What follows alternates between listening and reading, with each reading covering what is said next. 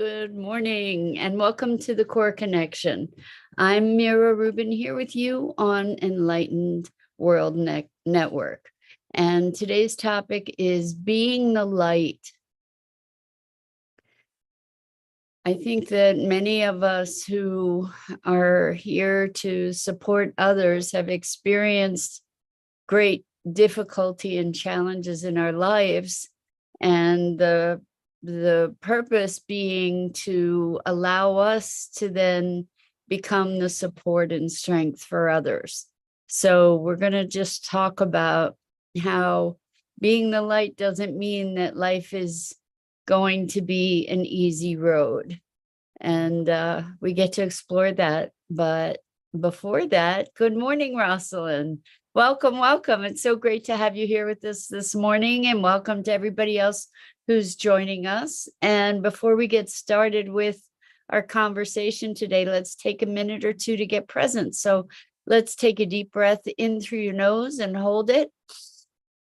And imagine clean, crisp oxygen flooding your lungs, flowing into your bloodstream, nourishing all your cells, all your organs, bringing vital life energy to your body and being. And as you exhale, exhale any tension, stress, negativity, fatigue.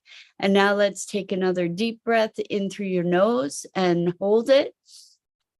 This time, imagine brilliant, bright light lighting you up from the inside out, illuminating, electrifying, and energizing all your cells, all your molecules, all your electrons, creating a brilliant beam of light and energy from your heart out into the world.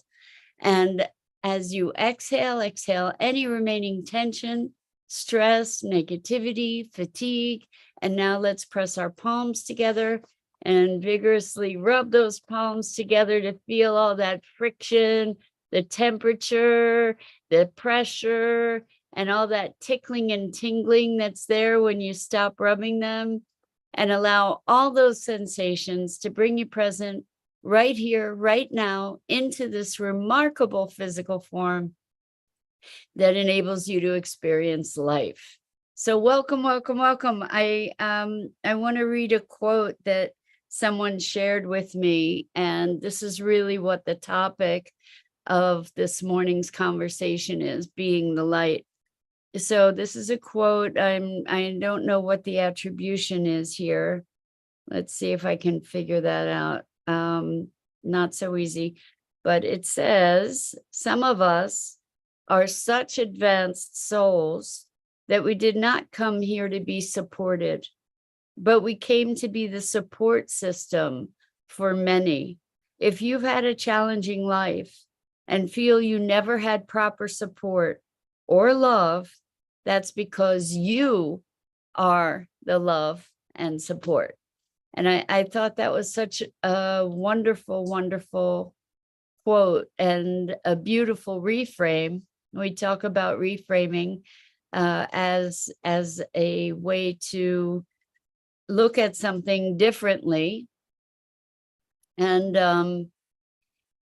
I believe that we need to experience hardship in order to really be able to understand how to have compassion for people that are experiencing hardship.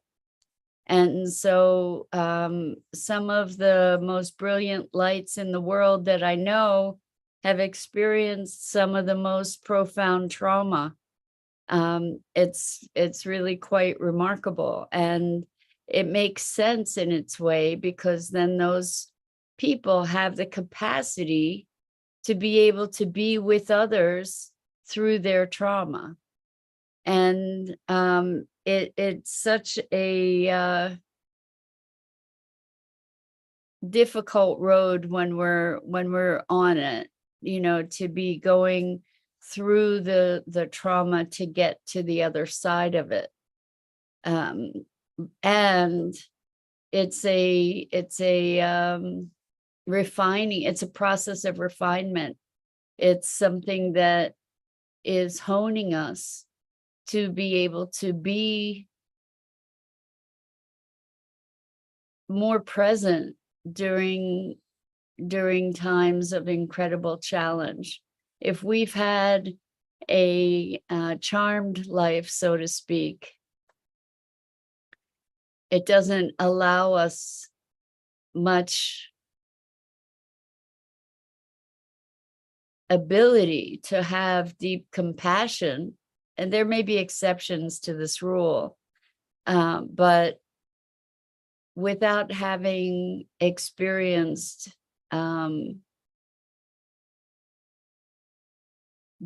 profound challenges, how do we have the capacity to meet someone where they are?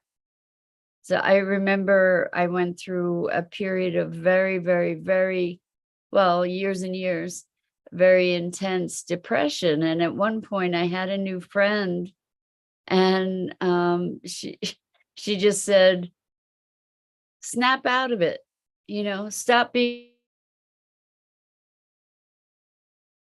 It was so crazy to have that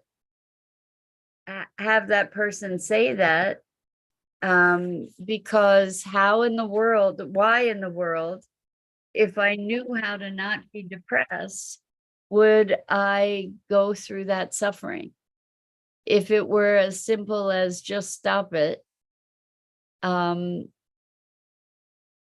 would I, why wouldn't I, right? Nobody wants to stay stuck in that misery, even though it does become habituated. We don't want to stay miserable. It makes me think also that the reason, part of the reason is that we stay in those states is because we truly don't know how to move out of them.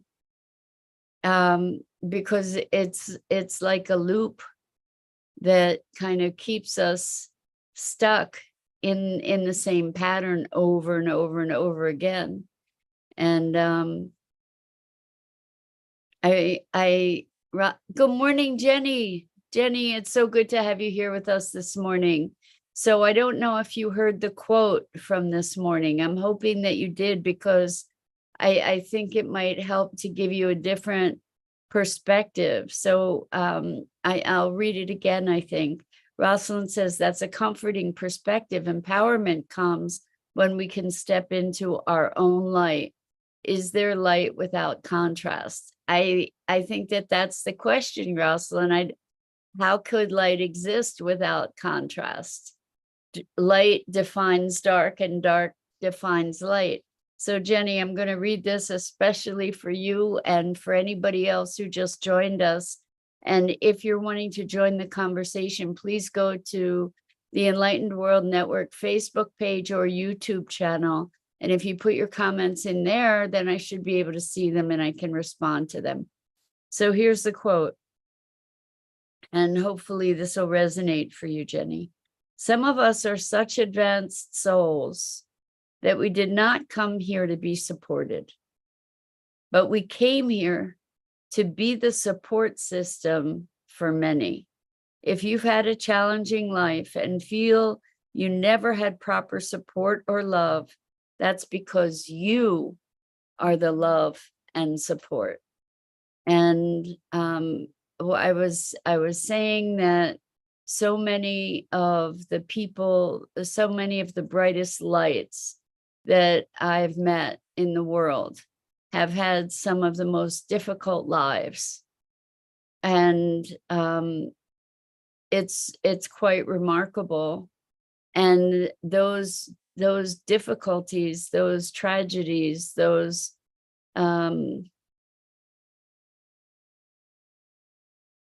devastations are things that then allow us a greater depth of presence when we are able to move beyond them. Good morning, Elaine. Welcome. We haven't seen you for a while. Wonderful to have you here with us.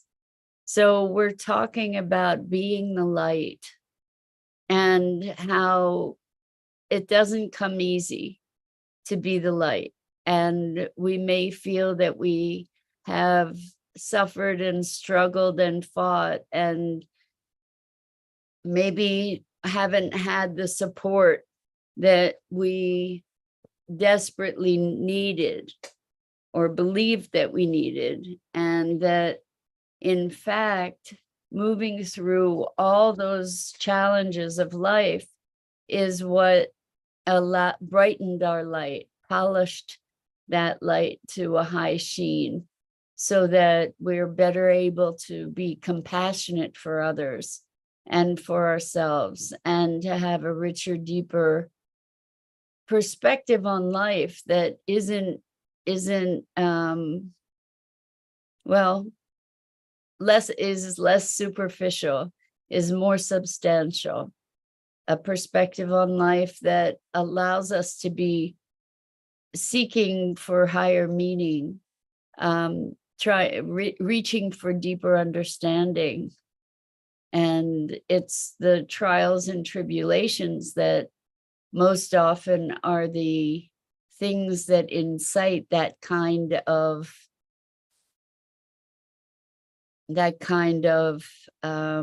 inquiry. You know, it's often pain that pushes us to discover something more, to dig deeper, to look further, and again, polish that light. So when we are in the throes of challenge and heartbreak and devastation, at some point,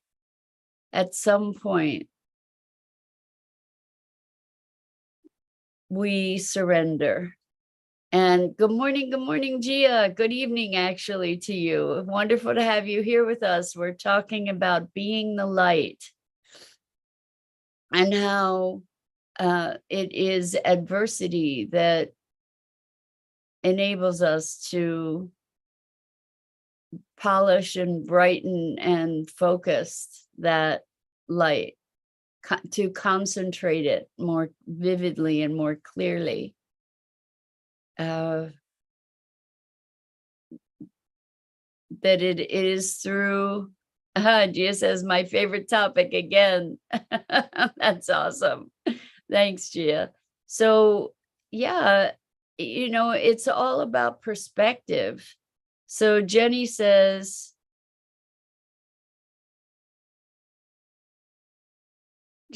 last night my daughter sent me a TikTok video about how children that have been abused and traumatized live shorter lives by 20 years. Well, I don't know what would have motivated that. And I think that's probably a function of whether those children choose to be the light, if they're able to get to the other side of the trauma and heal it. And my thought about that is that the traumas that we experience are a challenge on a very, very, very deep level of being. And we either remain at the effect of those things, or we have been graced with the opportunity to overcome them. And I say grace because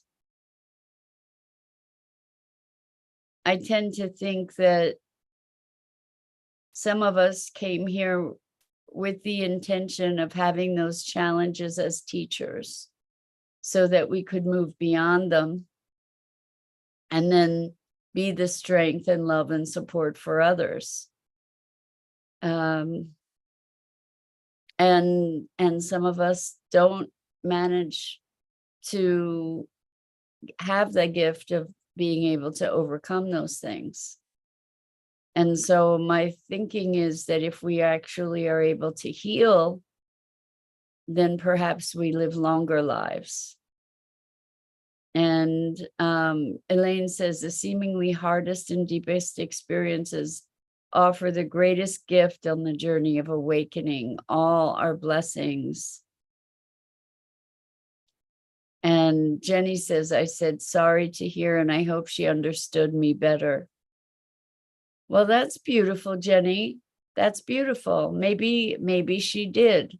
Maybe she's starting to. And maybe you are one of the rare ones who gets to move to the other side of all the, oh, Jenny says, I said sorry to her, and I hope she understands me better.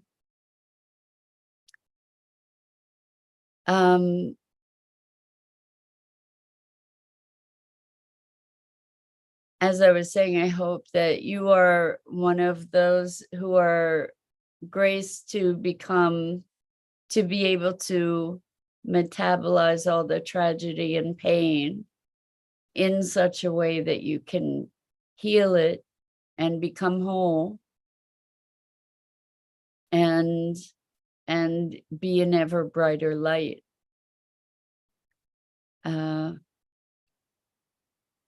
It's such an interesting life that we choose, right?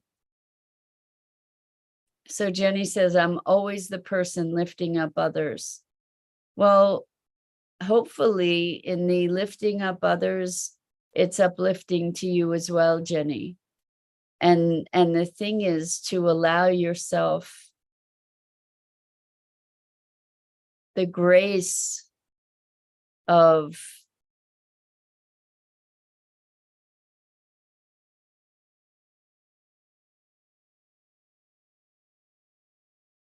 eventually getting to a place where the past is past and the pain becomes a teacher, it becomes something that enabled you to move into another dimension of awareness. Gia says, I agree with you, Mira Rubin. We humans can turn curses to blessings or blessings to curses. 100%. It can be a gift that while unwrapping, we see the light. Having suffered trauma and anxiety all my life, I still believe it's a gift in disguise. And I'm with you there, Gia. You know, I know that it was the pain that I experienced that pushed me to learn more, to seek, to try to understand more deeply. Jenny says, sometimes it lifts me up, sometimes it's draining.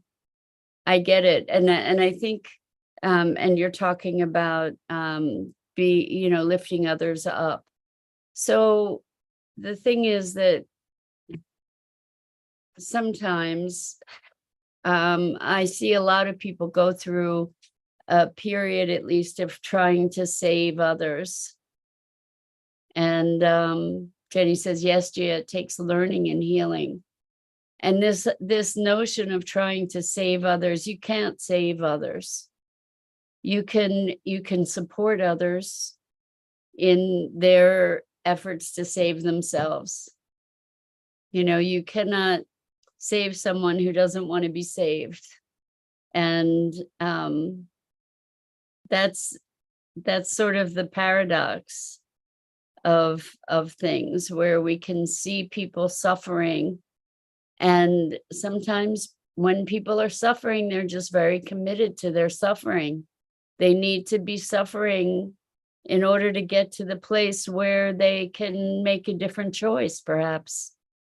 And it can be very painful to watch until we allow that they're going through their process also.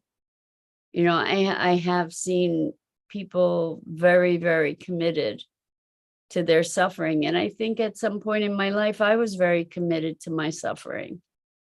I was very identified with being a victim and being broken. And it was very much who I was for myself, who I experienced myself to be. And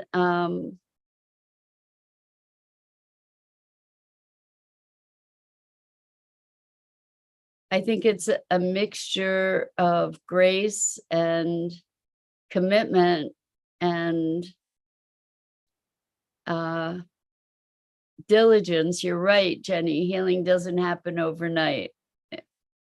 I'm talking about years and years and years. And at some point,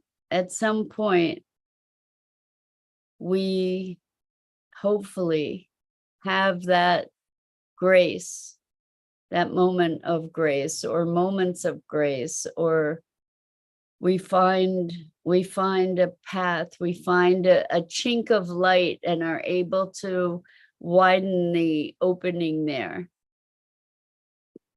to be able to ultimately step into it. Jenny says 100% got to be careful to distance because they can bring you down. And I think it's important to recognize that we don't have an obligation to continually submit ourselves to toxicity.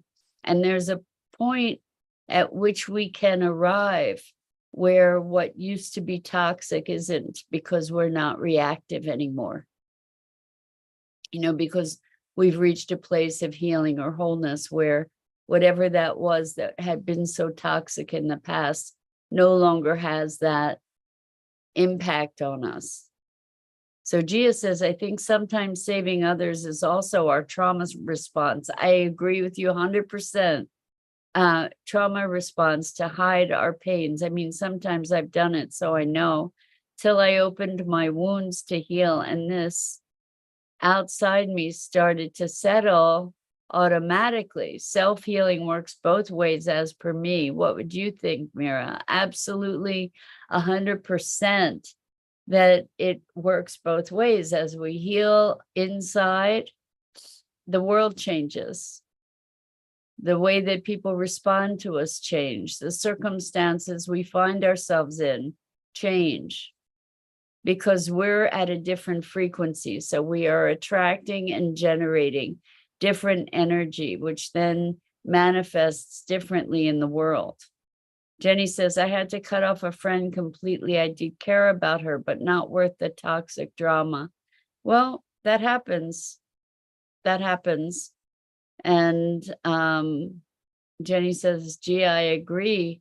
Elaine says, my journey in this lifetime, filled with pain and fear in many ways, gave me the desire to want to be free of fear, free of pain, to live beyond the mind. For me, this is true freedom, alive in the now. I agree 100%. I agree 100% that like freedom is my primary value, that everything comes below, you know, lives under the umbrella of freedom. Jenny says, absolutely different frequency. Yes, so when we shift our frequency, when we shift our identity, really, like if we're identifying as a victim, we're going to attract energies that affirm that identity, that reinforce it, where we will have drama after drama, tragedy after tragedy, abuse after abuse. And when we are able to move out of the space of victimhood, being a victim, this is really different. And I just want to be really clear. I'm not saying that people aren't victimized. There are situations where where people are victimized. I'm talking about being a victim versus having experiences. And so Jenny says, I was just thinking last night how to stop feeling a victim. So victims are at the effect of, people who feel victim are people who are experiencing being at the effect of the world, rather than feeling empowered in the world. And see, this is the thing, it's not based on circumstance, It's based on choice. It's based on transforming those experiences where we felt victimized into something that serves us in some way, that serves our growth, that teaches us lessons, that pushes us into, as Elaine was saying, a desire to be free of fear, free of pain, to live beyond the mind. So it's often that deep, deep, deep pain that moves us in those directions. If we can find a place of gratitude,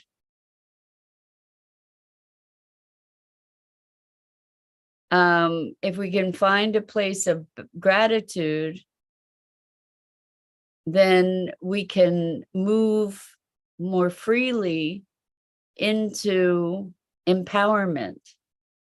And I can just say that that's a really important key, Jenny, is to first start believing that life is happening for us rather than to us. And then to be grateful for all the experiences, to be looking for the lessons from them, to be receiving the growth that they provide us. So Rosalind says, staying in the shadows, keeping things unseen. It takes courage to shine a light, to see things we may have kept in the basement. 100%, Rosalind. 100%. Jenny says, it's the unhealed wounds that still hurt that hold me back. And so the question is, how can you heal them? You know, to be looking at self-healing, to be giving to the child that was wounded within yourself, to be looking for the gifts in those experiences. And sometimes it's hard to look at them. Sometimes it's hard to look and see our own role in creating the circumstances that have created a great pain for us. Oftentimes it's just to, like, I remember going through a period of deep, deep, deep shame and facing all the shame that I had and facing all the judgments that I had about myself. And it's difficult. It's truly difficult. Elaine says, true kindness and love with no agenda has the power to dissolve old conditioning that are no longer serving within and without, for they are both the same, for all is truly love, no matter the reflection. And admittedly, it's true. It's 100% true. And admittedly, sometimes in those places, it's hard to access. So curiosity, gratitude, both of those are really, really profound tools in the path of healing. And I have to run. I love you so much. And I'm Mira Rubin. This is the Core Connection. And I go live here each weekday morning on Enlightened World Network's Facebook page and YouTube channel at 9 a.m. Eastern. And please check out the other awesome programming in Enlightened World Network, EWN One with the Earth, and Enlightened World Living. And until next time, so much love.